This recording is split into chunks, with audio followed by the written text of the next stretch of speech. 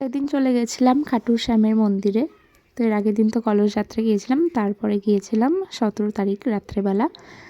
তো কদিন থেকেই তো সেখানে গান কীর্তন হচ্ছে। তো বাড়ির পাশে যেহেতু মন্দির, সেই দিন চলে গেছিলাম আমার বান্ধবীর সাথে সেই মন্দিরে, খাটু শ্যামের মন্দিরে। তো গিয়ে খুবই ভালো লাগছিল, গান কীর্তন হচ্ছিল, গান কিন্তু করছিল দারুণ। মানে রাজস্থান থেকে লোকটাকে নিয়ে এসেছে গান করার জন্য।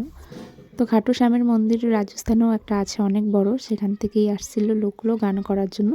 আর এত সুন্দর গান করছিল লোকটা, কি বলবো, ঠাকুরের গানই করেছে, এই খাটু শ্যাম বাবারই গানগুলো করেছে, খুবই ভালো লাগছিল। আর এই দিকে দেখো মন্দির সাজাবে বলে ফুল নিয়ে আসছে, ওইদিকে আরও আছে। 20 তারিখে দারুণ লাগবে কিন্তু মন্দিরটা।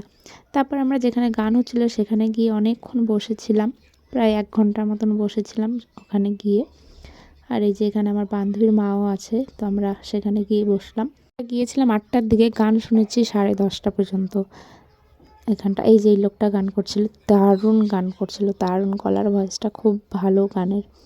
আর সবাই মিলে হাত তুলে হাততালি, মানে গানের তালে তালে সেই মজা করছি, সেই দারুণ মজা বলতে আনন্দ এটাই। তারপর চলে গেলাম খাওয়ার ওখানে, প্রায় 11টা বেজে গেছিলো, তার জন্য প্রসাদ খেতে চলে গেছিলাম।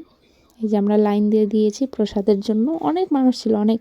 প্রসাদ যে ছিল, প্রসাদের আয়োজন এলাহি ছিল, মানে এখানটা যত লোক ছিল কেউ না খেয়ে আসবেই না, এরকম আয়োজন করেছিল। আর প্রসাদও ছিল, ভগবানের প্রসাদ তো ভালো হবেই। আর এই ক্ষীরটা যা ছিল না, দারুণ।